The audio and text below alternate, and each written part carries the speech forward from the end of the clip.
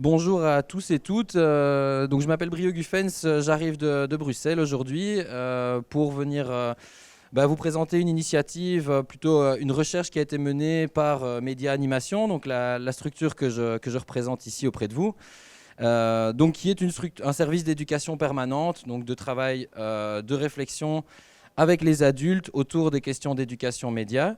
C'est aussi un centre de ressources pour l'enseignement. Donc ça veut dire que dans nos missions, il y a toute une partie du travail qui se développe avec des adultes au sens large, avec des groupes d'adultes, mais également donc, le travail avec les enseignants, donc formés aux méthodes et aux techniques de l'éducation média.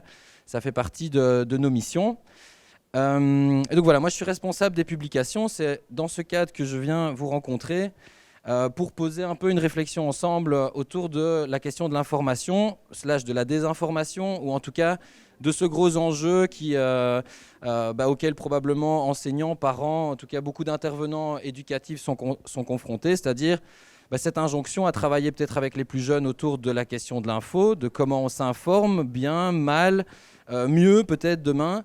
Donc en fait, évidemment, j'imagine cette thématique ne vous est pas inconnue. On a vu les médias être irrigués d'angoisse, de crainte que par rapport à notre manière de s'informer en ligne notamment, on soit confronté à toute une série de problèmes, notamment de citoyenneté, d'engagement, de construction des opinions. Face à ça, évidemment, une structure d'éducation média se devait d'avoir un travail réflexif sur le sujet. Ce travail réflexif est compilé dans cet ouvrage et je vais essayer de vous en présenter un petit peu les grandes lignes. Je vais peut-être ne pas oublier d'avancer dans ces petits slides puisqu'ils me servent de soutien. Donc voilà, cet ouvrage, le lien pourra vous être partagé. Pour l'avoir, il est en téléchargement libre, donc ça c'est une chose aussi. C'est une ressource vraiment qui se veut être disponible pour les mondes pédagogiques au sens large. Voilà.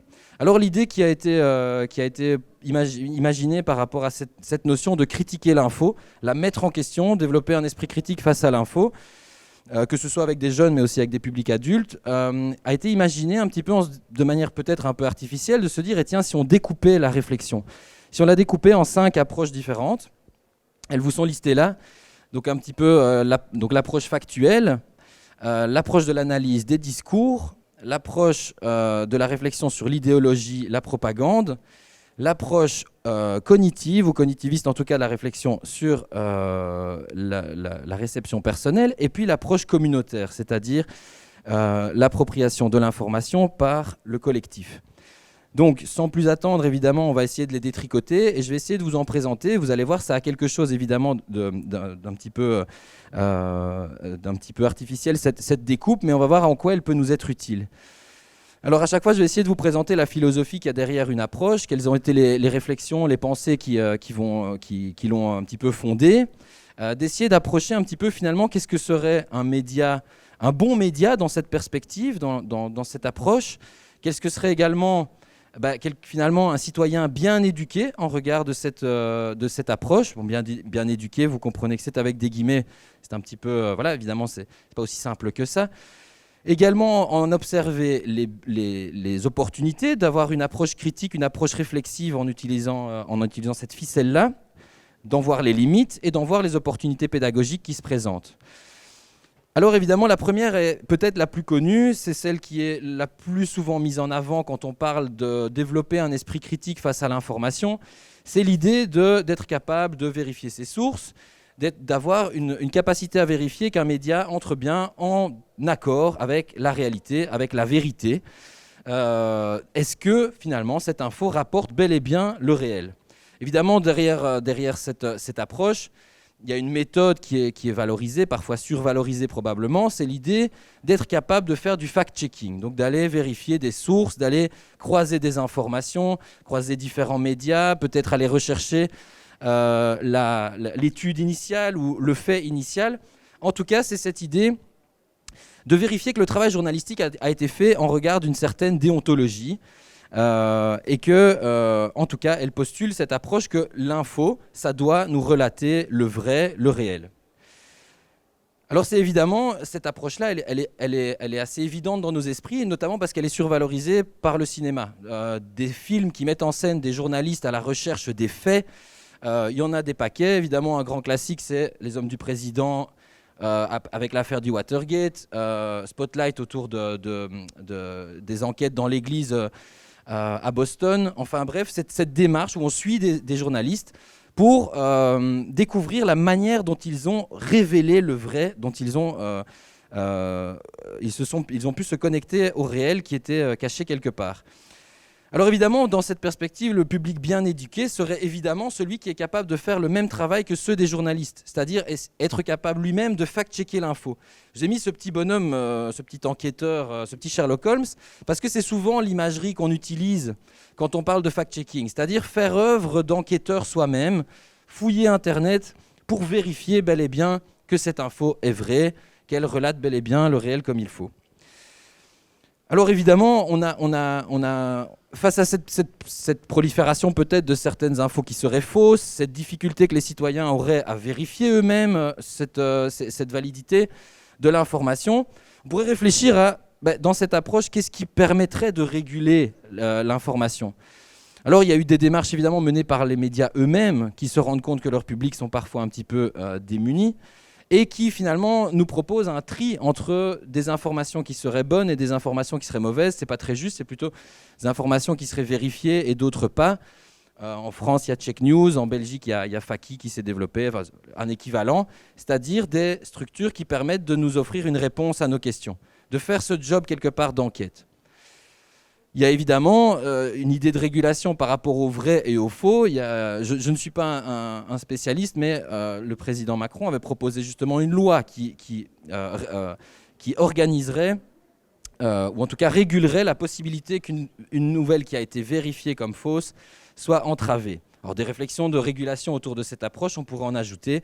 Il pourrait y avoir évidemment la régulation que les réseaux sociaux opèrent eux-mêmes. Ce serait encore une autre dimension. Maintenant, voilà, l'approche factuelle, je pense qu'elle ne vous est pas complètement étrangère, vérifier ses sources, etc. Donc, elle présente des opportunités. Ce qui est une opportunité d'exploiter cette approche peut-être dans une démarche pédagogique, c'est que c'est pragmatique en fait. C'est la vérification de savoir si oui ou non on a affaire au vrai. C'est une posture concrète qui est stable et qu'en plus qu'on peut partager assez facilement. Il existe, si vous cherchez sur Internet, et nous on en propose évidemment, une série de méthodes qu'on pourrait apprendre par exemple avec une classe, on pourrait mettre en débat. Tiens, comment est-ce qu'on ferait ? Quelle méthode on exploiterait pour pouvoir vérifier une information ? Mais évidemment, puisqu'il y a 5 approches, vous vous doutez bien que notre idée a été de voir aussi quelles sont les limites de chacune de ces approches. Eh bien, il y en a plein en fait par rapport à cette approche survalorisée souvent et qui du coup en méritera d'autres. Mais la première, c'est qu'il y a des sujets très difficiles à fact-checker. Je ne suis pas capable matériellement d'aller vérifier si tel événement s'est bel et bien produit au fin fond des campagnes d'un pays lointain. Donc, en fait, est-ce qu'on doit devenir tous journalistes ? C'est possible peut-être dans une certaine mesure. Mais en réalité, ce travail de fact-checking est assez compliqué. Une autre limite, c'est de voir le monde un petit peu avec le vrai et le faux. Il y a le bon et le mauvais, l'info qui est juste, l'info qui ne l'est pas. On sait que le rapport à la réalité est quand même bien plus complexe que ça. Et donc, ce fact-checking nous met quand même face à quelque chose d'un peu trop binaire. Alors, il y a deux autres limites qui sont importantes par rapport à cette approche-ci. C'est notamment l'idée que, selon toute logique, on ne va pas passer son temps à vérifier une information dont, a priori, l'intuition nous dit qu'elle est vraie. Si vous me suivez un peu. C'était un petit peu, on a fait une enquête avec mes collègues, Anne-Claire notamment, d'autres qui sont ici, qui ont travaillé sur une enquête auprès des jeunes.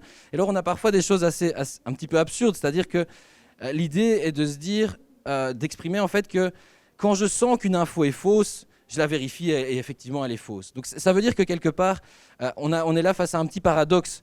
Une info qui nous semble vraie, il n'y a pas a priori de raison d'aller la fact-checker. Or, elle est peut-être fausse, elle est peut-être manipulée. L'autre réalité, c'est que si on devait tous fact-checker toutes les infos qu'on a dans notre mur, on n'en sortirait absolument pas. Et donc c'est quelque part quelque chose de très intéressant à savoir faire lorsqu'on a un doute. Mais en réalité, le faire à chaque démarche, dès que j'ouvre mon Instagram ou bien mon Facebook, ce n'est pas matériellement possible. Et donc, il y a là une série de problèmes, mais il y a vraiment une opportunité pédagogique. Il y a vraiment des perspectives parce que des méthodes existent. On peut s'appuyer dessus. Je pense que pour un pédagogue, c'est tout de même vachement intéressant de s'appuyer sur ces techniques, de les partager, voire même de les créer ensemble. Ça marche sur n'importe quel corpus de documents, donc ça, c'est intéressant aussi.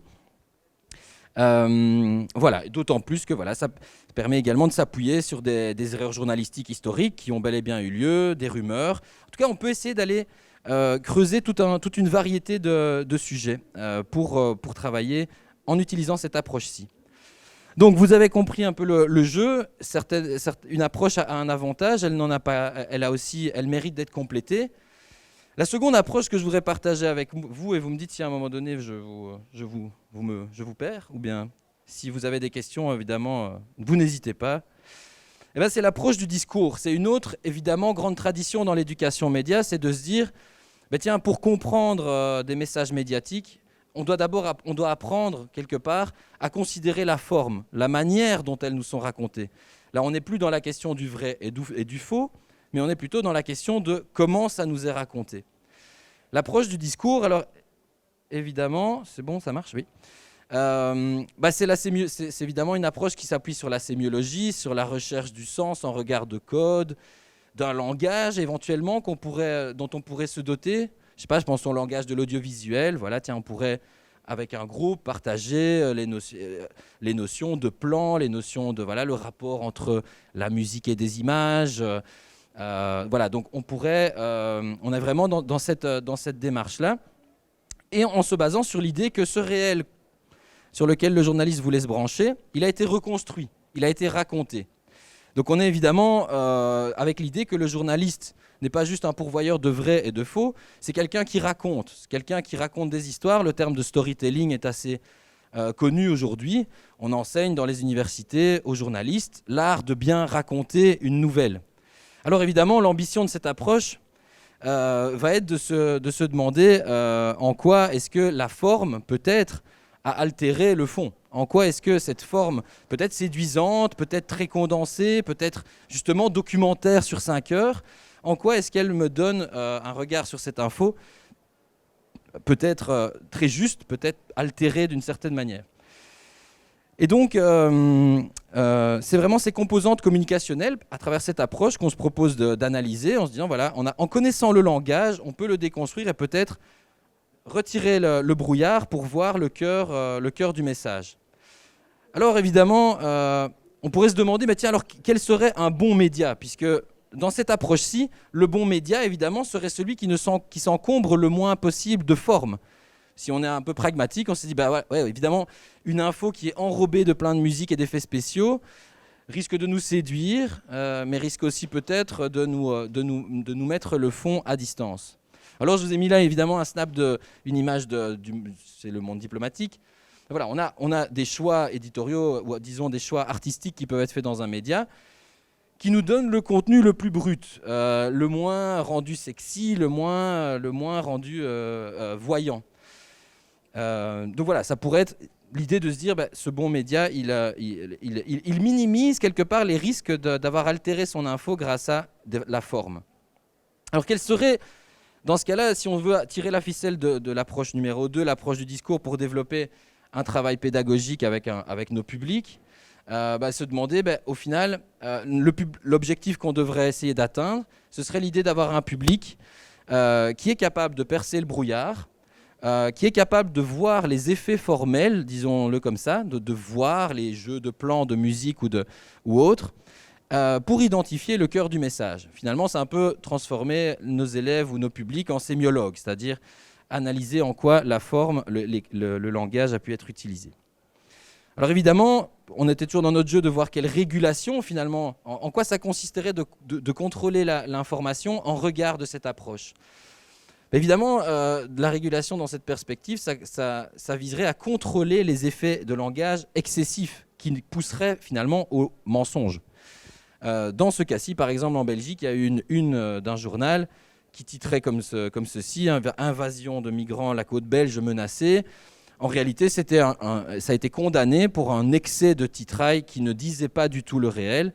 Dans les pages de texte, il n'y avait pas de problème, mais la première page du journal se voulait aguicheuse. Et donc, on a régulé finalement le problème d'un excès de forme qui altérait complètement la vérité.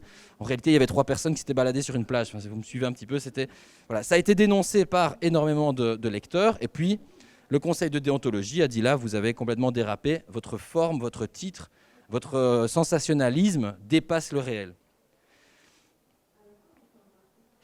Alors, voilà, il y a plein d'opportunités à cette approche. Évidemment, pareil, elle peut s'appliquer à tous les formats médiatiques. On peut évidemment parler du langage audiovisuel, mais aussi du langage graphique, du sens des couleurs.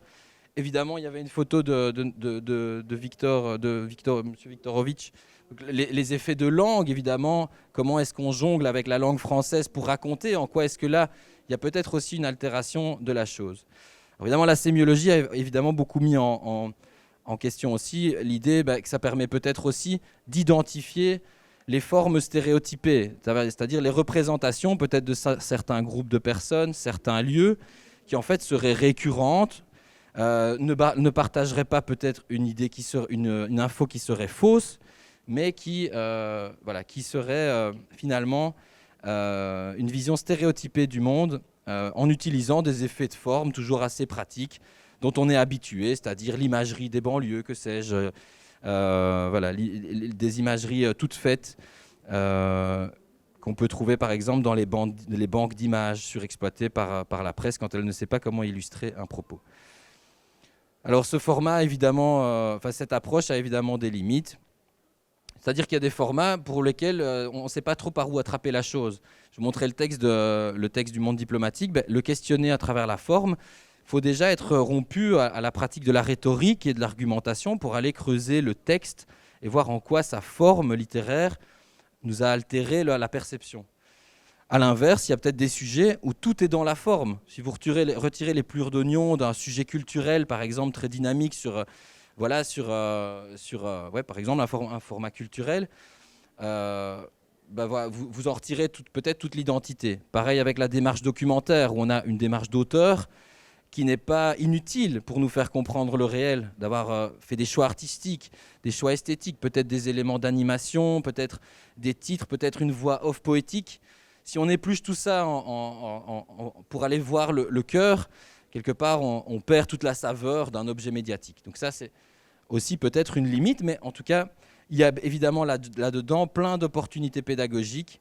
Et notamment, les opportunités pédagogiques, c'est tout simplement qu'apprendre le langage, observer les questions, comment ça a été fait quelque part. C'est vachement intéressant pour faire de l'analyse, puisque ça nous permet de dire « ouais, mais là, il y a un gros plan sur la larme qui coule pendant ce documentaire, c'est vraiment racoleur ». Voilà, on s'est exprimé qu'un gros plan nous amène à une émotion peut-être qui manque de pudeur. Alors ça, c'est intéressant pour l'analyse. C'est aussi intéressant, évidemment, dans une perspective pédagogique, parce que ça dote nos publics de nouvelles compétences, peut-être pour faire eux-mêmes aussi. Donc on se dote d'un langage, on dit tiens, on a vu comment était construit un sujet de JT, on va en faire un avec un smartphone dans la classe, on va essayer de se tester à ça. On va essayer de réexploiter les ficelles et voir à quel problème on est confronté, par exemple. Mais donc ça, ce sont évidemment des opportunités pédagogiques. Je regarde quand même l'heure qui passe, ça va. Pas trop. Quand même vous laisser ensuite une place pour débattre et peut-être partager des expériences que vous auriez aussi. Mais donc ce découpage qui est proposé là nous offre déjà deux pistes. Vérifier le vrai, c'est une démarche, on peut avoir des méthodes. La deuxième, c'est vérifier comment c'est raconté, le discours, comment ça nous est dit. Voilà, la question des formats, on peut questionner les enjeux de rhétorique, d'argumentation, des notions par exemple d'horizon d'attente aussi, qui sont liées au fait que la forme nous donne une intuition de son contenu. Beaucoup de questions qui peuvent être mobilisées autour de cette approche de la forme. Alors, aujourd'hui, particulièrement peut-être, ces 5 ou 10 dernières années, la réflexion critique sur l'info a évidemment été beaucoup mobilisée autour de l'idée qu'elle participait à une influence au niveau de nos idées, de nos manières de voir le monde. Ça s'est matérialisé évidemment dans plein d'exemples, évidemment autour du Covid-19, on en a parlé au moment du Brexit, quel rôle ont joué les... Oui, pardon ? Est-ce que vous pensez que c'est vrai tout ça, que ça influe tellement, ou est-ce qu'on se fait un monde de cette influence que ça a sur nos sociétés pour finalement peut-être pas grand-chose ? Tu parles de justement cette question idéologique. De cette approche idéologique. En tout cas, ce que tu dis montre que ça mérite d'être mis en réflexion et en pédagogie. Justement, est-ce qu'on se doit d'être comme ça ultra hyper vigilant à tout parce que tout est manipulation ? ou est-ce que on peut se doter de méthodes pour lire justement les éventuelles influences, ou peut-être réaliser qu'il y a, il y a des idées qui sont complètement tronquées par rapport à ça. Donc c'est vraiment, en tout cas, voilà, la question de le savoir, c'est évidemment cette approche. Alors elle s'ancre évidemment dans une philosophie, mais merci pour cette question. Ça veut dire que voilà, on a un cheminement qui est intéressant. Donc en fait, l'approche idéologique, c'est clairement de mettre en débat avec nos publics cette idée de savoir si il y a évidemment une intention. Est-ce qu'il y a une intention politique, idéologique, économique, propagandiste derrière l'effet qui est recherché par un média? Donc est-ce qu'une info finalement est contrôlée? Est-ce qu'elle est sous influence? C'est évidemment la réflexion de cette approche-ci. Donc c'est évidemment l'idée de voir si elle est porteuse d'une idéologie, si elle charrie de la propagande politique, et éventuellement si elle est influencée par des intérêts économiques. Donc ça, c'est vraiment le cœur de la démarche. Alors le journaliste ici n'est pas seulement vu dans cette perspective-ci, il n'est pas seulement vu comme un communicant ou un raconteur de vrai et de faux, il est perçu ici comme étant porteur d'une idéologie, voire même parfois il est perçu comme un publicitaire. C'est la critique en général qui est formulée. Oui, mais ce sont des laquais du pouvoir, ou bien oui, ce sont des laquais au grand capital. C'est souvent d'ailleurs cet élément qui crée une vigilance et un désamour un petit peu du travail journalistique. C'est cette impression diffuse que tout le monde est finalement corrompu là-dedans. Alors cette approche, elle vient évidemment, si on va chercher dans des fondements théoriques, c'est évidemment un peu voilà, les réflexions de Noam Chomsky, la réflexion, la critique, un peu la mise en perspective de l'idée que voilà, y a une fabrique du consentement qui est possible, et idée qui émerge dans l'entre-deux-guerres. Si on est assez malin, on peut jongler avec des idées qu'on peut de manière assez soft inséminer dans la tête des opinions publiques. Voilà, et pour le moment, cette approche a vachement le vent en poupe. En tout cas, ici, je ne sais pas, en Belgique, c'est un discours qui est devenu banal, de dire « Ah, mais ils soutiennent les décisions du gouvernement, ils connaissent tout déjà à l'avance. » Et donc, on prête des intentions au monde journalistique. Là, l'enjeu n'est pas pour moi de dire si c'est juste ou pas juste, mais cette approche, en tout cas, vise à le questionner. Donc, voilà, identifier des manipulations. Des manipulations, ça existe. Il existe des médias sous influence. C'est peut-être parfois plus impalpable pour nous, mais bon, voilà. Russia Today en Russie est un média qui est tenu par le Kremlin, comme dans d'autres pays. Mais en tout cas, la question est ici de se demander quel rôle les industries médiatiques jouent-elles dans la construction de nos opinions. Alors, quel serait un bon média? Alors, un média qui, dans cette approche-ci, serait qualitatif. Évidemment, un média qui serait qualitatif dans cette approche-ci, c'est un média qui est capable de prouver son indépendance. Voilà, évidemment, pour le moment, un média comme CNews est mis en question, évidemment, pour ses liens, sa surreprésentation de certaines personnalités politiques. On a, par exemple, on pourrait avoir ces réflexions critiques sur un journal comme Le Figaro, dont on sait que ses actionnaires sont le groupe Dassault, un groupe d'armement. Voilà, est-ce que finalement ces journalistes peuvent parler de vente d'armes tout à fait librement, en sachant qu'ils appartiennent à un groupe politique, un groupe économique? Voilà, en Belgique en tout cas, et j'imagine que je ne savais pas en citer en France, je connais moins. Mais typiquement, il y a un média en Belgique qui est né il y a 4 ou 5 ans, qui s'appelle Médor, et qui, effectivement, valorise son travail en expliquant que c'est un trimestriel coopératif belge d'enquête et de récit. Donc sa capacité à prouver son indépendance en regard de capitaux ou en regard d'idées politiques, justement, c'est l'idée, c'est crowdsourcé, ce sont les abonnés qui payent nos enquêtes, nous sommes transparents sur tous nos comptes, les éventuels subsides qu'on a reçus. Et surtout, on vous explique les démarches qui nous ont menées, les démarches d'investigation. Donc, quelque part, le média, dans cette perspective-ci, qui serait qualitatif ou qui serait en tout cas vertueux, c'est celui qui prouve son indépendance, qui sait prouver qu'il n'est pas sous influence. Ça veut dire quoi, crowdsourcing? Oui, pardon, c'est l'utilisation de termes anglais. C'est même pas le bon terme, c'est crowdfunding que j'aurais dû dire, donc financé par la foule.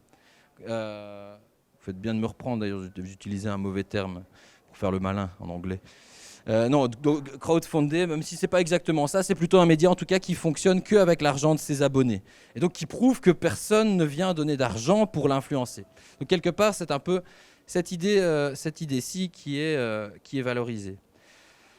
Évidemment, en toute logique, cette approche, ce qu'elle valorise, ce à quoi on ambitionne d'aboutir si on développe une démarche pédagogique dans cette perspective, dans cette approche-ci, celui qui est, entre guillemets, bien éduqué serait celui qui sait lire les intentions d'un média. Donc qui a une connaissance suffisante du spectre peut-être des grandes industries médiatiques, qui a en tête des notions de, je ne sais pas, encore pour faire un petit mot anglais, d'agenda setting, donc comment les politiques parviennent à placer dans l'agenda des médias des thématiques qui les intéressent. Le protagoniste qu'on a vu tout à l'heure est quand même assez bon pour ça. Donc comment est-ce que, en fait, finalement, les médias sont parfois pris au piège des intervenants politiques qui mettent certains sujets à l'agenda et les médias sont un peu obligés de suivre. Lancement d'une statistique concernant les migrations, la sécurité, l'écologie. De comment se construit l'info en regard de ces réalités. Voilà, donc finalement, est-ce qu'il y a une forme de manipulation qui se situe là? En tout cas, même si, à mon avis, c'est une démarche qui nécessite des pratiques éducatives assez balèzes, parce que c'est pas évident, c'est vraiment pas évident d'être capable de comprendre comment se jouent éventuellement des jeux d'influence, que le journaliste soit sous influence lui-même ou pas. Puisque, comme je l'ai dit, voilà, c'est aussi l'info qui se glisse dans... les événements qui viennent se glisser dans nos journaux, parfois on regarde d'une actu ou d'un politique ou d'un événement qui pousse un sujet plutôt qu'un autre. Voilà, alors réguler un média dans l'approche de la propagande, qu'est-ce que ça signifierait? Réguler les médias, se dire comment faire pour éviter que des médias propagandistes ou bien disons politiques s'immiscent auprès de nos citoyens. Ce serait quand même une régulation sacrément épineuse, puisque ça s'apparente à quelque chose d'antidémocratique. Ça s'apparenterait à dire, écoutez, moi, vos partis d'extrême gauche, là, je trouve que c'est une info trop orientée, elle se doit d'être censurée. Donc on serait face à une régulation qui probablement, en tout cas à l'heure actuelle, serait probablement extrêmement mal reçue, puisqu'elle sous-entendrait que des médias ouvertement idéologisés ou politisés n'auraient plus leur place. Mais cela dit, voilà, il y a là-dedans évidemment une opportunité, il y a pas mal d'opportunités, c'est de voir d'une manière ou d'une autre comment l'info oriente nos points de vue. Comment est-ce que, sciemment ou pas, elle participe à orienter notre regard sur le monde. Donc c'est tout de même une démarche vachement intéressante, et même si elle n'est pas facile, qui offre cet avantage-là et qui permet évidemment de comprendre dans quoi on joue quand on consulte de l'info, dans quel paysage, dans quel jeu d'influence éventuellement on se situe. Et cette approche, et tu l'as mis en évidence tout à l'heure, elle a des limites. Elle a des limites et sa limite principale, si on considère les médias dans la dimension idéologique ou politique qu'ils pourraient revêtir, sa limite principale, c'est l'hyperméfiance. C'est-à-dire rentrer dans un monde de fous où on considérerait en permanence que tout ce qu'on voit est une stratégie menée par quelqu'un tapis dans l'ombre, politicien, businessman, que sais-je, pour nous influencer. Et ce qui, en général, peut être contre-productif, évidemment. Alors, évidemment, l'approche, elle mobilise la subjectivité et les valeurs de chacun. C'est-à-dire que ce qui est peut-être perçu comme propagandiste par l'un ne l'est pas nécessairement pour le voisin. Donc, quelque part, comment est-ce que cette approche... Si cette approche se devait de faire un tri entre le bon et le mauvais, elle aurait bien du mal. Dans un groupe, on s'écharperait probablement. On ne serait pas d'accord en regard de nos points de vue politiques ou de nos valeurs.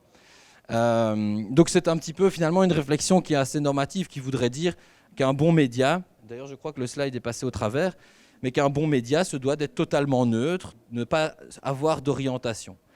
Bon, là on voit aussi qu'il y a des paradoxes, puisqu'on demande, parfois on entend souvent aujourd'hui, mais la presse s'est dépolitisée, il n'y a plus de presse de gauche, des termes comme ça. Donc finalement, un média idéal serait un média qui serait d'une neutralité totale, ce qui est très difficile à obtenir. Et puis finalement, est-ce que vraiment ça nous offrirait des regards réflexifs sur le monde, d'avoir une info en permanence tout à fait neutralisée? Peut-être pas. En tout cas, ça pose aussi une question assez importante et intéressante. C'est de se demander, mais finalement, vraiment, est-ce que parce qu'on regarde un média, est-ce qu'on regarde un sujet qui est orienté extrême droite, est-ce qu'on devient extrême droite tout d'un coup? Est-ce que les médias sont des objets magiques comme ça qui tout d'un coup twistent l'opinion publique d'un moment à un autre? Il a été finalement assez prouvé que faire changer une opinion publique, ce n'est pas si facile. Si c'était facile de faire 4 news et de nous influencer pour voter pour un intervenant politique, tout le monde l'utiliserait, ces méthodes.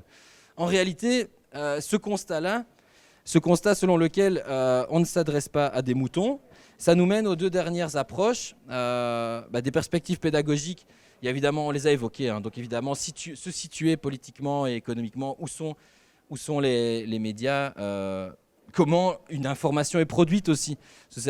Parfois, c'est assez marrant de débattre de comment l'info est produite.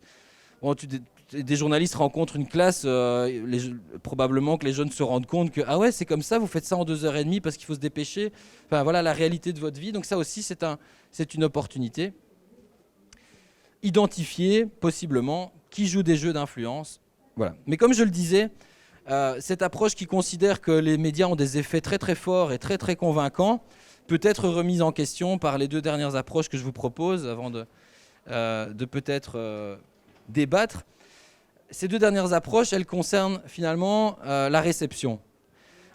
Les premières approches, la première approche se campait dans le camp de l'auteur de l'info. Le journaliste a-t-il fait son travail? A-t-il respecté la déontologie? La deuxième approche, on se concentrait sur le message en tant que tel, l'objet. C'est quoi sa forme, sa couleur? Quelles sont ses émotions? Quelles émotions est-ce qu'il provoque? La troisième approche, c'était quelles idées il charrie? C'est quoi les idées que cette info emmène avec elle?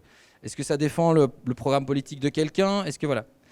Là, on se campe dans l'autre camp. On n'est plus du côté de l'auteur ni du message, on est dans le camp, entre guillemets, de celui qui le reçoit. Qu'est-ce que ça fait chez chacun d'entre nous, individuellement, de consulter une info? C'est l'individu ici qui est mis en question. Donc dans cette approche, qui emprunte évidemment ces notions plutôt à la psychologie, c'est de se demander qu'est-ce qui se passe dans notre cerveau quand on consulte ou qu'une info apparaît devant nos yeux. En quoi, en fait, est-ce que mes croyances à moi personnelles, mes valeurs, mes expériences de vie, mon statut peut-être social et professionnel, en quoi est-ce que ça me donne très spontanément un regard positif ou négatif sur une info? Donc, comme je disais que c'est la psychologie qui est convoquée ici, c'est évidemment l'idée de voir, enfin évidemment, je dis évidemment comme si j'étais un éminent psychologue, je ne suis pas un spécialiste, c'est justement peut-être en fait relativement complexe, c'est de voir comment est-ce que notre cerveau nous joue des tours lorsqu'on est confronté à une info. Comment est-ce qu'il nous donne l'envie d'y croire? Comment est-ce qu'il nous donne le plaisir de la consulter? Ça me fait « Ah, regarde cette info, je le savais, je le sentais ce truc ». Donc c'est finalement une approche qui nous questionne sur comment nous, personnellement, on la considère. Alors évidemment, ces fameux biais cognitifs, je ne dirais pas qu'ils sont à la mode, mais c'est vrai que j'ai vu plusieurs articles passer sur en quoi est-ce qu'on a dans notre cerveau toute une série de pièges qui se tendent devant notre capacité à s'informer correctement. Quels sont ces espèces de petits mécanismes qui se mettent en place? Des biais cognitifs, il y en a plusieurs centaines qui sont répertoriés. Quelques exemples dans l'ouvrage, je ne vais pas les dépeindre ici. Un de mes collègues est bien plus spécialiste que moi de ces questions. Mais donc c'est vraiment cette idée-là, c'est qu'en fait, on pourrait ne pas débattre du contenu, du vrai ou du faux. On pourrait juste parler de qu'est-ce que ça me fait à moi. Alors évidemment, autour de cette approche-là, il y a un lien en fait qui peut être fait entre notre cerveau et notre vie numérique. C'est-à-dire que c'est souvent ce qu'on reproche. D'ailleurs, j'entendais tout à l'heure que ça en parlait. Finalement, est-ce que notre cerveau fait office de bulle de filtre, un petit peu comme quand on est connecté? C'est-à-dire, est-ce que moi, en fait, je filtre entre des infos qui attirent mon regard parce qu'elles me plaisent et que j'ai envie de les consulter? C'est un peu ce qu'on reproche aussi aux réseaux sociaux et nos algorithmes de recommandation, c'est-à-dire, est-ce que je ne vois que des infos que mon réseau social considère comme étant pour moi, me plaisant, celles qui vont me séduire ou me convaincre. Donc on voit un lien là entre deux choses très différentes, notre cerveau et puis notre réseau social. On est d'accord que c'est bien différent, mais c'est en tout cas la manière dont on a un peu mis incriminer un petit peu nos réseaux sociaux, c'est dans cette capacité à nous offrir ce qui va nous plaire à l'avance. Et donc, opère une sélection dans les infos possibles. Alors, toujours notre petit jeu un petit peu pour considérer les choses. Un bon média serait un média, évidemment, qui réussit à aller contre les différents biais de confirmation, les biais cognitifs en tout genre, et qui, par exemple, du coup, ne tombe pas toujours exactement dans la même perspective sur une info ou sur un événement. Donc finalement, on pourrait se dire, tiens, le journal de débat nous donne à voir différentes personnes qui sont elles-mêmes dans différentes paires de chaussures, et on a une variété de points de vue qui nous sont partagés. Donc dans cette approche, c'est finalement la mise en débat de l'info qui serait vertueuse. On aurait à la fois quelqu'un d'un parti politique, un militant, un citoyen, un jeune, un plus âgé, qui peuvent avoir... Alors là, on peut se faire, nous, un avis. Ça, c'est une chose. Ce fameux public bien éduqué, comment est-ce qu'on éduque d'une certaine manière un apprenant, une apprenante sur cette question ? Finalement, la proposition, même si elle semble simpliste, c'est un peu de se rendre compte qu'on regarde le monde depuis notre propre posture et que peut-être si on enfile un autre rôle, si on change de paire de chaussures, on observera peut-être une nouvelle avec un autre regard. Peut-être que ça nous en apprendra beaucoup sur cette info. Peut-être qu'on comprendra pourquoi elle nous met en colère ou pourquoi, personnellement, on a cette envie d'y croire. La régulation, comme je le disais, autour de cette question, on en parle pas mal, c'est la régulation autour des algorithmes, en disant les gens ne regardent que des infos qui leur plaisent, et souvent c'est des mauvaises infos d'ailleurs.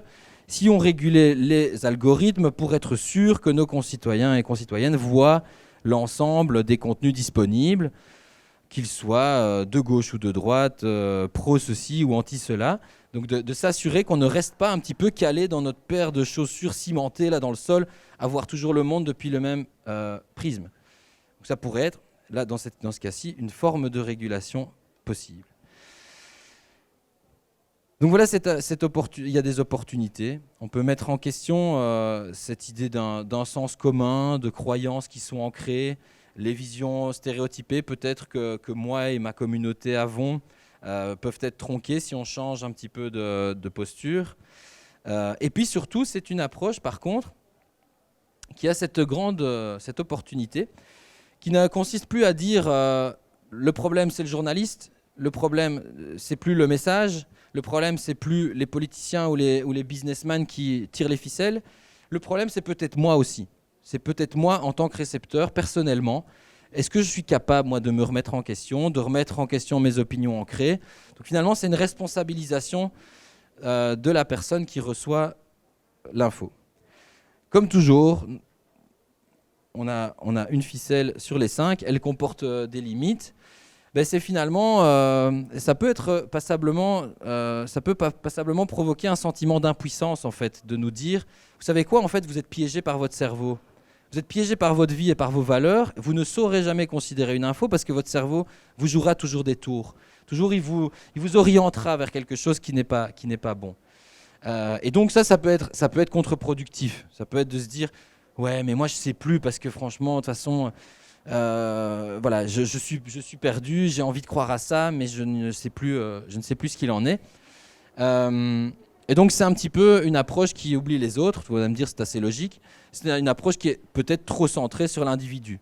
Comme si en fait le message ne jouait pas dans sa forme une influence sur notre perception, comme s'il n'existait pas des jeux de pouvoir dans les médias et que ce serait que de notre faute. Donc c'est à la fois très intéressant pour nous, pour responsabiliser un public, mais c'est aussi éventuellement contre-productif de dire aux gens, écoute, si tu t'informes mal, c'est de ta faute. Éduque-toi toi-même tout seul à comprendre le mécanisme de ton cerveau. Voilà. Donc ça peut être la limite de cette approche-ci. Mais elle offre évidemment toute une série de perspectives pédagogiques. L'opportunité de déconstruire son propre point de vue, son propre sens commun, son propre rapport à la réalité, à la normalité plutôt, le terme est meilleur, ce qu'on considère en général comme normal, est-ce qu'on est capable de le remettre en question par une info qui viendrait tronquer tout ça ? On la fact-check, elle est vraie, mais comment je peux la considérer ? Elle est vraie, mais elle ne me plaît pas. On voit évidemment que sur ces enjeux, on en a pas mal parlé autour des questions de théorie du complot. on a envie d'y croire. C'est tellement dur d'aller contre ces biais cognitifs. On peut avoir des cours entiers qui déconstruisent le 11 septembre 2001. Si en face de soi, on a un collectif de gens persuadés par l'affaire, on sait que c'est très difficile parce qu'on trouve toujours une bonne raison de dire « ouais, mais non, vous n'avez pas compris » parce que voilà.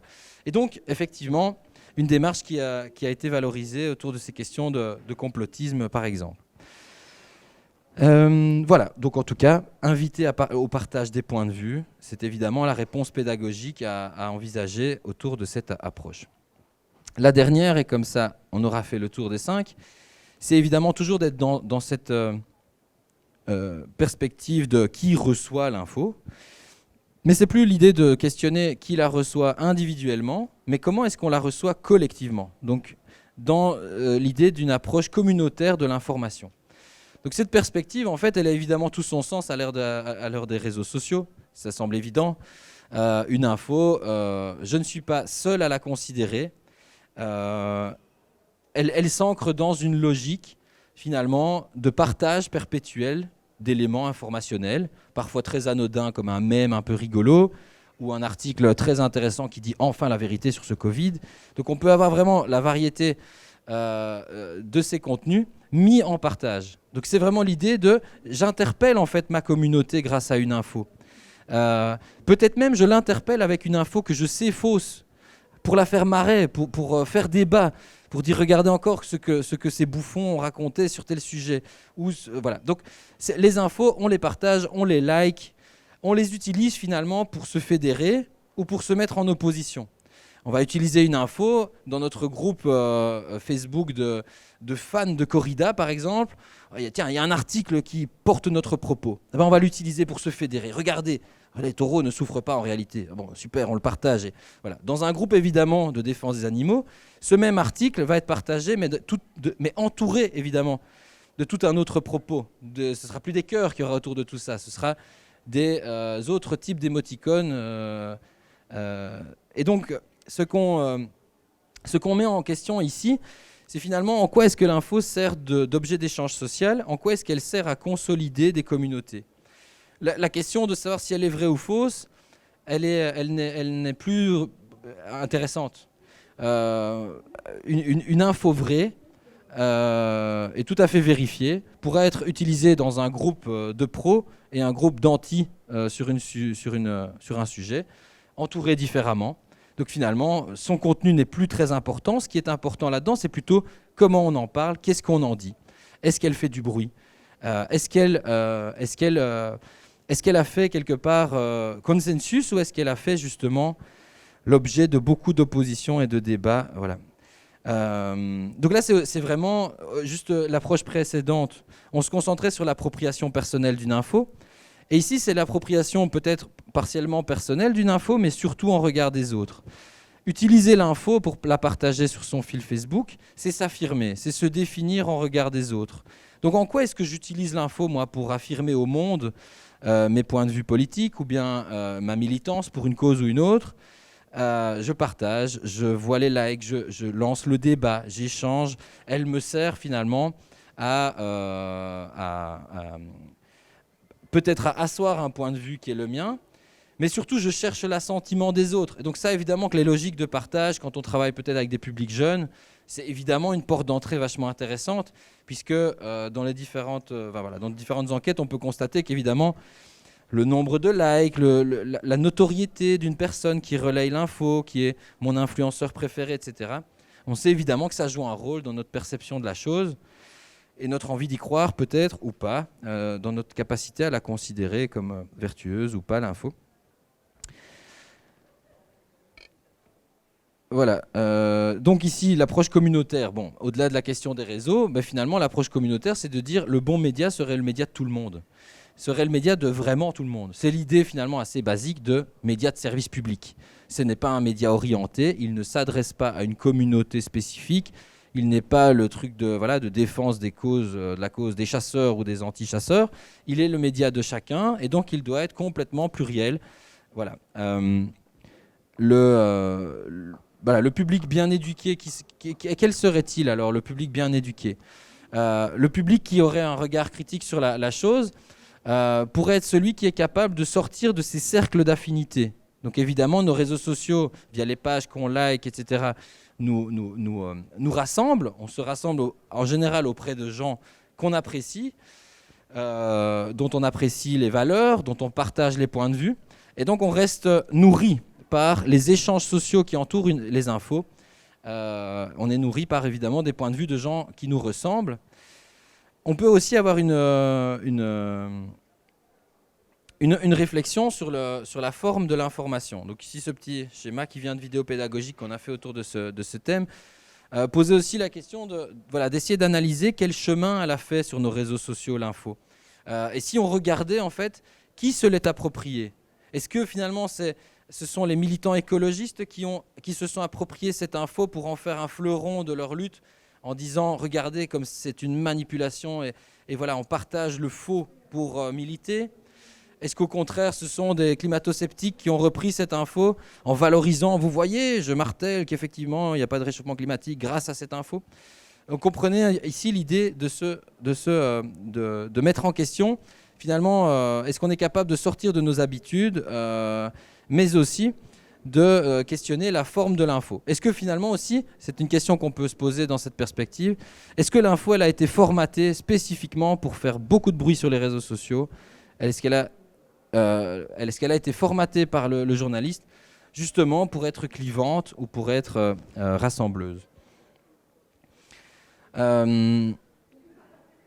Voilà, ici évidemment une régulation serait évidemment problématique aussi dans cette perspective, puisque elle forcerait un petit peu à avoir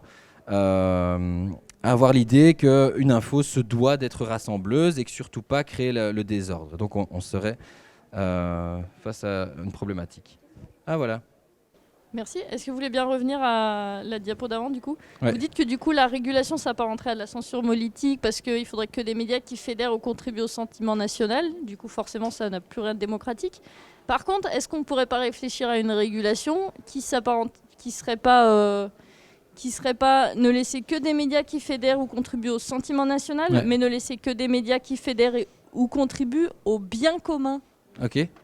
Dans ce cas-là, ce serait plus forcément un fonctionnement non démocratique. Ce serait, je sais pas, avoir une sorte de conseil des sages avec des gens de tous les milieux, etc., qui réfléchissent à l'éthique, etc., de la chose. On n'est plus dans du plus démocratique, on est dans du...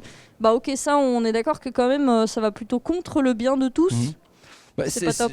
c'est une idée, pourquoi pas intéressante. Elle me semble assez difficile à mettre en œuvre On est parce qu'il d'accord. faudrait définir qui seraient ces sages, dans quelle mesure eux seraient garants de notre bien commun. Il faut aussi se demander est-ce que c'est vraiment à ce point grave que nous soyons rassemblés dans nos différentes communautés. Tu es fan de hip-hop, elle est fan de métal, on est automatiquement dans nos communautés et c'est très bien. C'est vachement, c'est rassembleur. Voilà, ça nous permet d'échanger des infos culturelles, sportives autour de nos passions, donc cette dimension communautaire apportée par les réseaux sociaux, même s'ils ne l'ont pas inventée, elle est vachement intéressante.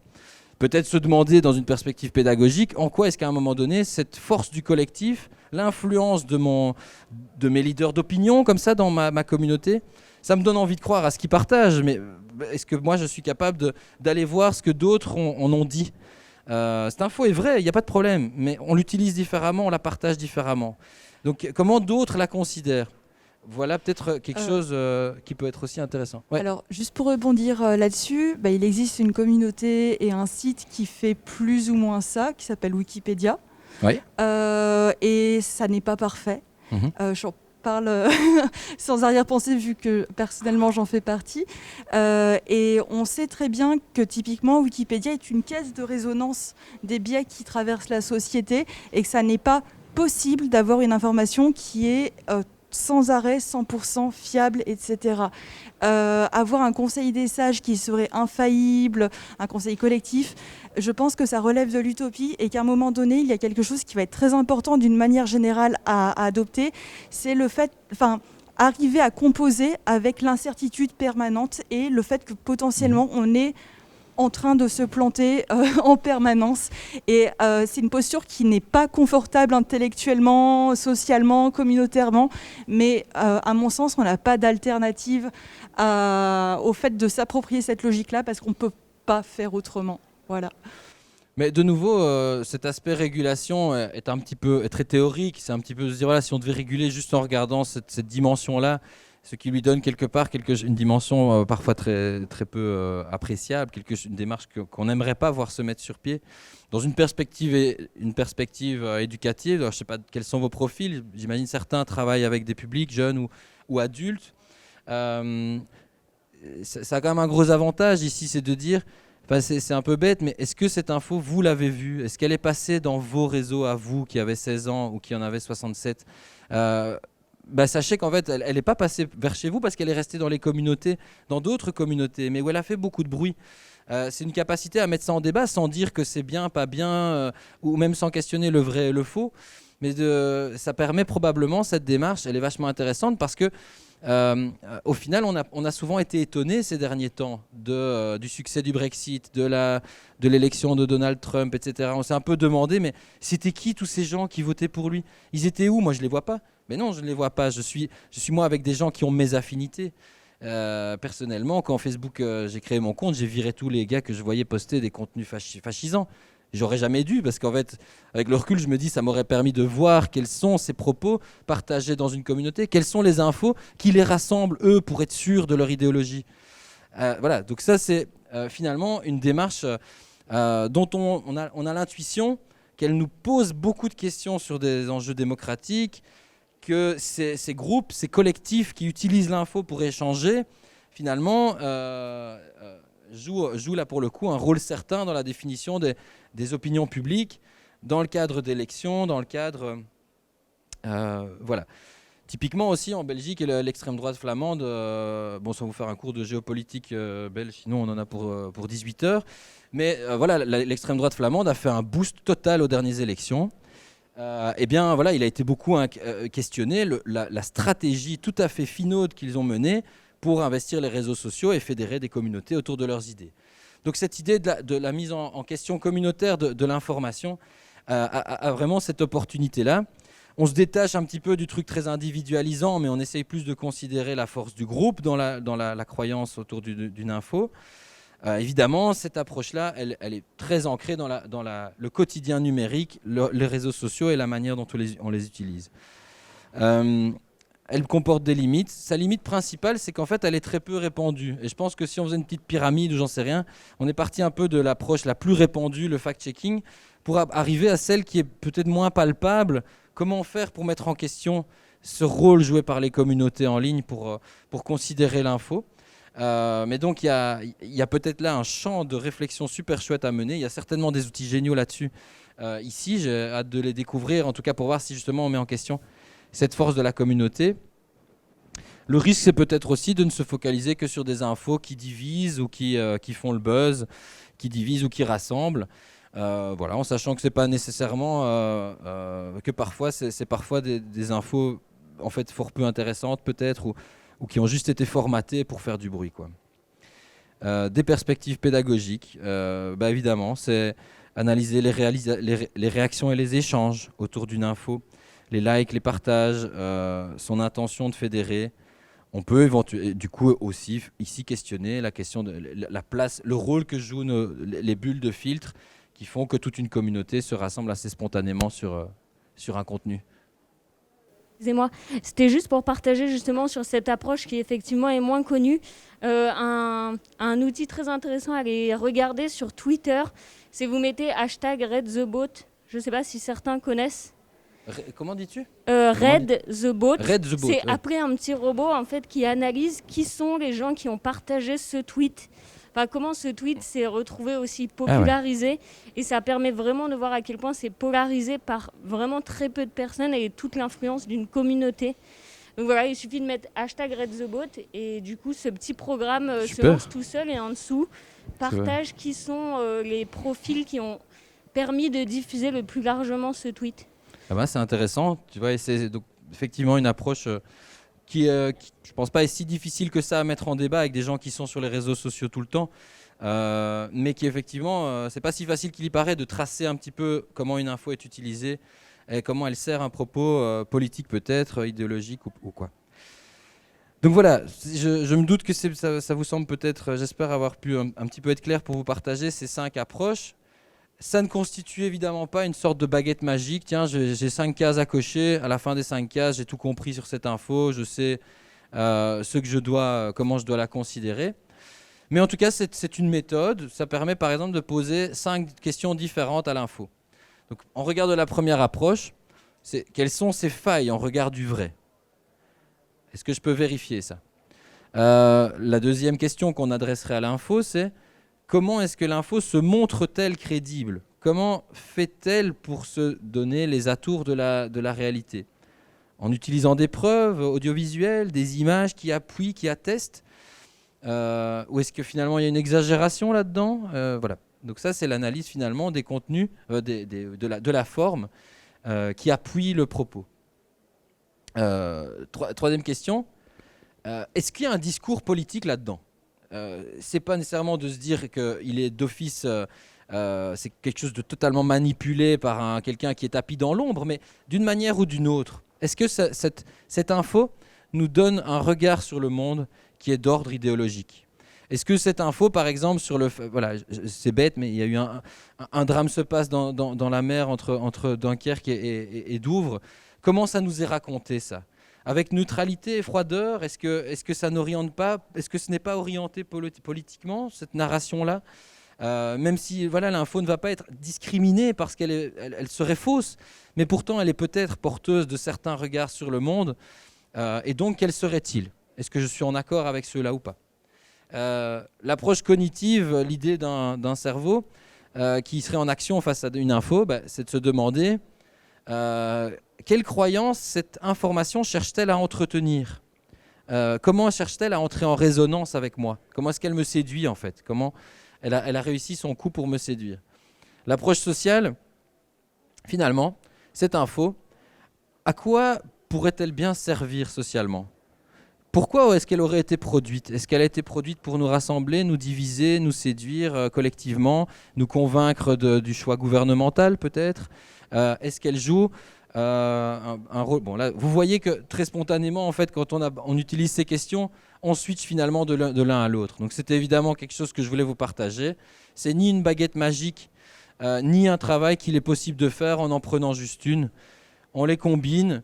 On réfléchit. Mais ça a probablement cet avantage, c'est pas pour vendre ma camelote, mais ça a probablement cet avantage d'une forme pragmatique. De dire, ok, vous êtes persuadés de cette info dans la classe, vous l'avez tous partagée, vous êtes tous fans de ça. Questionnons-la selon ces prismes différents. À la fin, on la remet en question, on voit finalement comment on peut la considérer, et probablement au-delà de savoir si elle est vraie ou si elle est fausse. Les questions qui sont adressées au public, elles sont évidemment au nombre de 5. Comment je peux vérifier l'info? Quelles sont mes émotions et mes sentiments face à cette info, avec toutes ces images, ces sons, ces musiques larmoyantes? À quoi cette information peut-elle m'amener à penser? Donc, finalement, quelles sortes d'idées sont charriées par cette info? Pourquoi cette information m'intéresse moi personnellement? Pourquoi j'ai cliqué dessus en fait? Voilà. Pourquoi moi, ça fait écho chez moi et elle me plaît cette info, j'ai envie d'y croire. Et finalement, pourquoi je la partage? Pourquoi je la partage et auprès de qui? Et qu'est-ce qu'ils font les autres? Est-ce que les autres aussi l'ont partagé à fond? Qu'est-ce que ça signifie cette idée-là? Donc voilà, comme je le disais, c'est pas une baguette magique. C'est plutôt quelque chose c'est une méthode dont on peut combiner un peu les aspects. On n'est même pas obligé de prendre les 5, mais on peut piocher un petit peu là-dedans pour, en tout cas, peut-être regarder une info en choisissant différents prismes.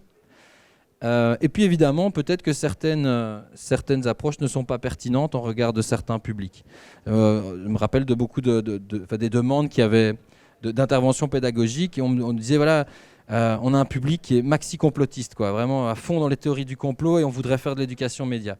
Je ne suis pas sûr que je vais commencer par l'approche idéologique dans ce cas-là, parce que je vais juste me retrouver dans un débat inextricable dont tu ne sais rien faire, quoi, voilà. Plutôt peut-être la forme, je ne sais pas, choisir une autre approche en regard de ce public que je sais être peut-être très tripé sur les Illuminati ou je ne sais plus quoi. Alors c'est un bouquin qui est ici par exemple, mais alors ce qui est super, ce qui est super dans ce bouquin, c'est qu'il y a des fiches pédagogiques. Donc de nouveau, un petit peu de manière artificielle, on s'est dit, en regard de cette approche, qu'est-ce qu'on pourrait faire comme exercice réflexif? Donc il y a 2 fiches pédagogiques par approche, ce qui en fait 10, ça fait logiquement. Et il y a un lien avec un QR code dans le bouquin qui permet de télécharger tous les supports, donc ce sont des exemples d'articles, etc. Ce bouquin est téléchargeable gratuitement sur notre site mediaanimation.be. Si vous le voulez en papier, il est commandable.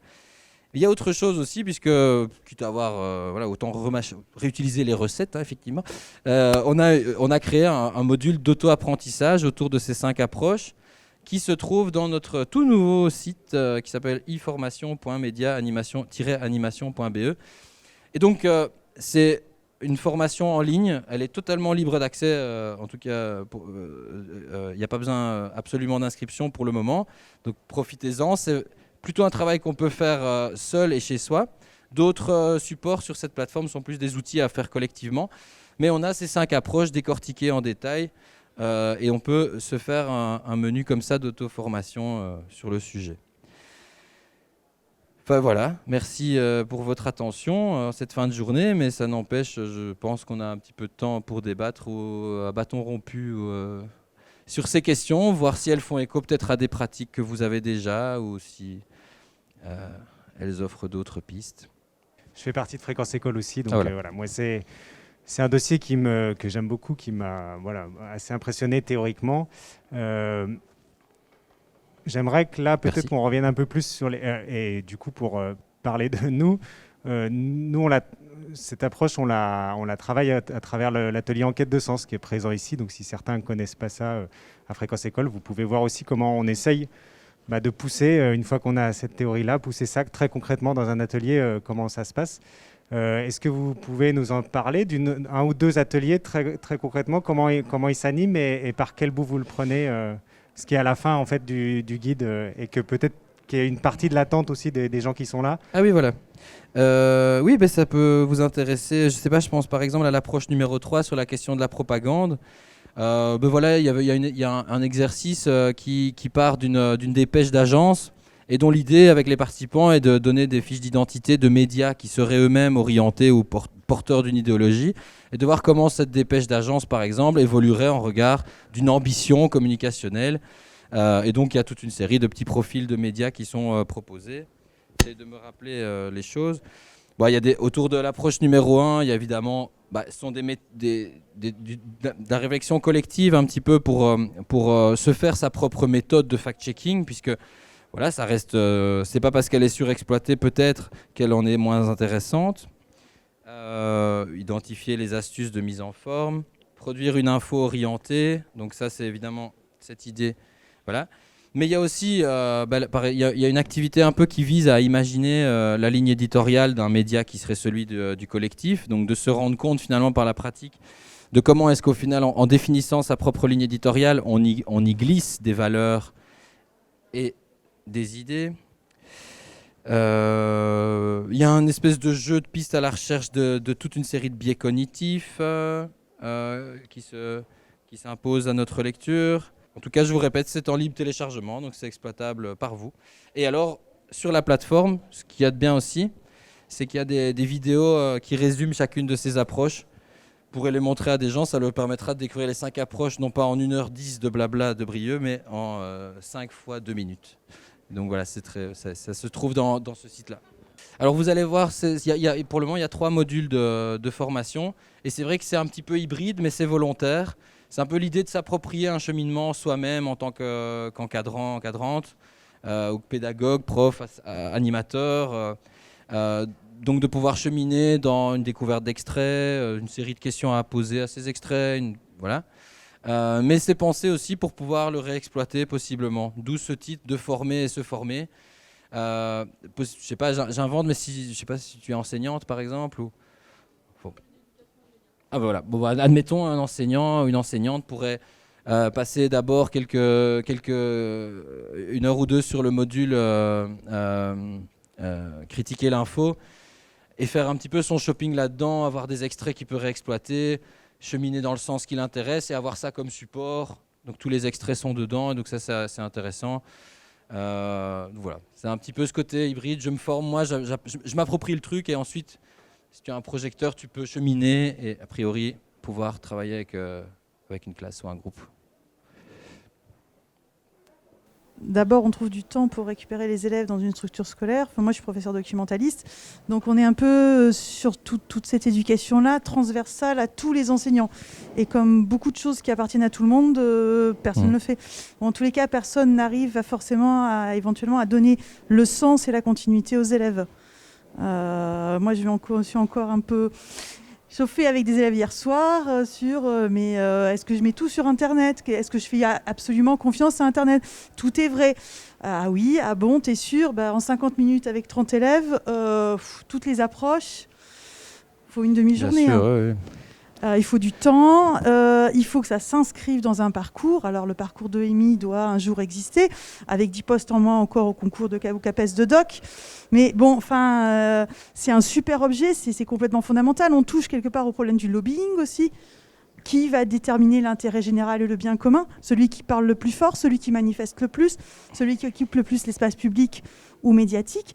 Et tous ces enjeux-là, ils connaîtront Louis XIV, le complément d'objet direct, mais ils likeront ce qu'ils doivent liker, parce que, bien évidemment, on va les inciter pour leur bien, intuitivement. Allez-y, c'est cela qui est bon pour vous. Et donc, voilà, sur quel temps on fait ça ? C'est vrai que c'est évident que le travail est relativement complexe. Ça nécessite, ces 5 approches nécessitent un jeu de l'esprit. Il faut accepter de se mettre dans cette posture. Allez, d'accord, maintenant je choisis de ne regarder que la forme et puis je mets de côté mes données. Ça demande un certain temps, ça demande et donc, évidemment, toujours la mise en question de la place qu'on octroie à ces disciplines-là. J'imagine que si vous êtes intéressé par ces questions, ça vous turlupine aussi de demander quelle place on y donne dans les écoles. En Belgique, c'est le même débat. Voilà. Tout le monde dit que c'est très important, mais dans les faits, ça prend une place très relative. Ça évolue, brique par brique. Voilà, on ne va pas rentrer dans le détail des choix politiques qui sont faits en regard de ça, mais c'est vrai, je reconnais, c'est quelque chose d'exigeant. Et je pense que c'est pour ça aussi, je vous disais, et c'est pas une critique du tout, hein, vraiment, parce que c'est tout à fait logique. L'approche 1, si elle a une place plus importante, donc l'approche de vérifier si c'est vrai ou si c'est faux, c'est parce qu'elle offre une méthode assez... Voilà, tu peux en 7 ou 8 points trouver... voilà, est-ce que plusieurs médias en parlent ? Voilà, tiens, regarde ensemble des supports, il en existe plein, tous les médias en ont pondu, donc quelque part on est documenté. Et effectivement, en 50 minutes, tu as peut-être l'occasion de le faire. Approcher les 4 autres nécessiterait plus de temps de travail, du travail en labo, extrascolaire, voire même un atelier créatif pour vraiment se confronter à ça. Est-ce que tout le monde a l'occasion dans les écoles ou pas ? Probablement pas, mais c'est pas grave, c'est quand même bien. Pardon. Moi, je voulais juste répondre à la question. Du coup, je fais partie du réseau Information Jeunesse. Donc, on a bien sûr cet outil, le vrai du faux, que vous connaissez peut-être, qui permet notamment de partir plutôt sur la première approche. Ouais. Ma remarque, c'était plus sur... J'ai beaucoup aimé cette présentation hyper synthétique. Ça aide vraiment à conceptualiser. Pour autant, les jeunes à qui je me suis adressée manquent tellement de culture journalistique qu'on doit commencer par ça. C'est quoi un journaliste ? C'est quoi une ligne éditoriale ? C'est quoi un journal papier ? C'est quoi un modèle économique ? Et on ne peut pas aller trop vite. Et je m'aperçois quand on fait le vrai du faux, ça tombe à plat si on n'a pas une première partie qui décrypte déjà le monde journalistique, le monde médiatique. Ouais, donc ça montre un cheminement. Et tu parlais tout à l'heure de l'idée d'une matière transversale. Ça va peut-être un petit peu changer chez nous, mais c'était le même cas. Donc effectivement, l'éducation média, c'est peut-être un autre débat, mais vient parfois du coup, là maintenant, on a un prof qui veut bien en faire, il va le faire avec 4-5 classes, il a 1 heure ou 2. Bon, voilà, donc ça peut... c'est vrai que les 10 fiches pédagogiques que vous avez là... Bon, en fait, au final, vous pouvez en faire un cours entier de 25 heures parce que chaque fois, j'ai mis ça dure 1h30, mais dans la réalité, si tu veux pousser la réflexion, ça peut prendre beaucoup plus. Et donc, c'est déjà 10 fiches pédagogiques qui t'emmènent sur 15 heures d'activité. Mais bon, en tout cas, le shopping est possible. C'est possible aussi de se dire, voilà, c'est quelque chose, on revient à cet enjeu à plusieurs moments de l'année ou alors on l'utilise à un moment donné où peut-être il y a une info qui mobilise l'attention et qui pose problème. On dit, on avait vu de manière synthétique 5 approches, regardons ce truc-là avec soi-disant des images super incroyables, filmées. Enfin, alors peut-être qu'on utilise l'approche 2, vous vous rappelez, il y avait plusieurs manières. On utilise celle-là pour cette info, je ne sais pas. Ça, je pense que chaque animateur ou pédagogue ça peut s'approprier la chose et voir comment l'exploiter ponctuellement, une approche de temps en temps. Oui, c'est un peu la remarque que je voulais faire, Brieux, par rapport à votre intervention. Je trouve que, en fait, l'objectif initial aussi de ça, c'est de pouvoir nous outiller, nous, en tant qu'intervenants. C'est moins d'être si systématique vis-à-vis des élèves, mais en tout cas, en fait, souvent, quand il arrive quelque chose, c'est à chaud. C'est l'actu de la veille, c'est ce qui s'est partagé il y a 15 minutes, qui interpelle un élève et qui, du coup, interpelle toute la classe. Et nous, en tant qu'éducateur, parfois on est désarmé parce que la façon dont il l'amène ne nous permet pas de la déconstruire. Donc je pense qu'il faut aussi le comprendre comme comment nous, on s'auto-forme en fait. On se blinde un peu de méthodes, d'approches, là pour le coup, pour pouvoir à chaud réagir en utilisant la bonne peut-être. Plutôt que par exemple, à chaud réagir avec le fact-checking, alors qu'ici, clairement, l'enjeu, c'est pas de savoir si elle est vraie ou si elle est fausse, c'est de savoir à quoi elle participe au niveau communautaire, par exemple. Enfin voilà, pour peut-être aussi relativiser, c'est vraiment un outil, une ressource de formation, formative, plutôt que d'animation pédagogique. Oui, bon, la forme du livre le montre aussi. Voilà, c'est une ressource, je pense, c'est pas quelque chose. Les textes ne seront pas utiles à partager probablement avec un jeune public ou un public totalement initié. Ça se veut une ressource. Donc ça fait partie des missions de média-animation. On a une reconnaissance et une responsabilité de fournir ces éléments théoriques. Et c'est vrai qu'ils sont plus à l'adresse des adultes formateurs qui notamment se voient parfois aussi leur tomber dessus la responsabilité de faire de l'éducation média tout d'un coup. Pardon ? Sans peut-être être formés. Donc voilà, ces ressources servent à ça. Elles ne sont pas des baguettes magiques effectivement, mais en tout cas ça peut être leur rôle, quoi. Après, au niveau des outils, il y a Pix qui est connu au niveau des collèges et des lycées, qui peut être utilisé en fait par tout le monde. Il suffit d'une adresse Gmail, voilà, il y a une certification à la clé. Et dans Pix, qui est vraiment une évaluation du niveau informatique de la personne, il y a cette question qui est amenée, et je pense justement à des liens vers Decodex, par exemple, qui est un site du Monde qui explique, par exemple, on va checker le Gorafi, qu'est-ce que c'est, quelle est la source, qu'est-ce qu'il dit au niveau médiatique. Il ne va pas dire si l'information est vraie ou pas, mais de quelle source elle provient. Et voilà, donc ça peut être bien pour Pix. Et la deuxième chose, c'est sur Internet. Je crois qu'on peut commander un escape game avec 2 colis, un colis avec une vraie news et une fake news, et on fait deux groupes. Un groupe, à la fin, on verra que c'est une fake news, et à la fin, on verra que c'est une... Mais on ne sait pas. Et je pense que ça peut être sympa, mais c'est pareil, c'est à travailler en amont avec les enseignants. Alors, je ne pourrais pas savoir parce que c'est mon frère qui est prof et moi, je ne suis pas prof. Et il m'en a parlé. Et voilà, donc je pense que si vous tapez fake news, escape game, c'est en français. Donc, je pense qu'on peut trouver. Mais je pense que dans la démarche, il y a un truc. J'avais un peu. Le timing manque un peu, mais je pense qu'il y a aussi. Il y a 2 choses. Il y a par exemple pouvoir répondre dans l'urgence. Comme tu disais tout à l'heure, voilà, il y a un jeune qui vient ou pas un jeune, parce que dans le travail en éducation populaire, ça se présente peut-être même encore plus. J'ai vu ça, c'est quoi ce truc, comment je dois le considérer, c'est vrai ou c'est faux, qu'est-ce qui se passe. Et donc ça, c'est la méthode, peut-être que les choses ici, les méthodes, les approches peuvent être choisies et hop, on attaque un sujet. Dans le travail de fond, c'est peut-être moins évident. Alors effectivement, les exemples se basent sur souvent, quand on travaille sur l'info, on va aller chercher des mauvais exemples. En disant, regardez, il y avait cette fake news, et si on l'identifiait, si on voyait comment elle est faite, etc. La conclusion un peu de ce bouquin, on avait essayé le texte de conclusion, c'est de manière un peu anodine. montrer que, alors c'est pas pour dédramatiser la question, c'est dire cheminer un petit peu à travers toute une série d'infos, ça nous montre aussi qu'il y a plein de fake news passablement inoffensives, ou que d'une certaine manière on se les approprie pour se marrer, pour vivre avec ça.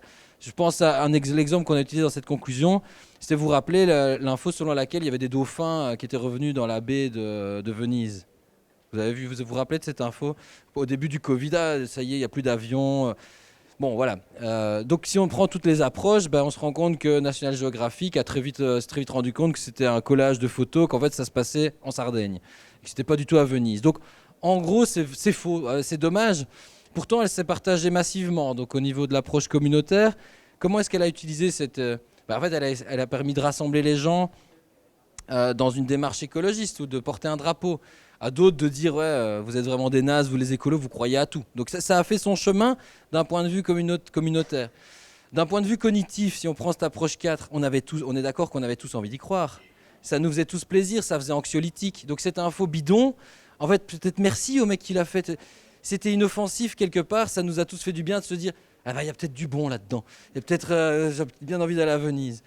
Bref, on peut l'analyser au niveau du langage. Si on y croit, pourquoi ? C'est un effet cinématographique. Un dauphin, une image de Venise, on y croit, voilà, on y est. On a une association d'idées. Et donc, vous voyez que, voilà, et finalement, cette question idéologique, est-ce que ça porte un drapeau écologiste ou pas ? Donc, vous voyez que finalement, c'est une occasion de cheminer aussi en se disant, on jongle avec tout ça. De manière spontanée, c'est pas nécessairement panique à bord.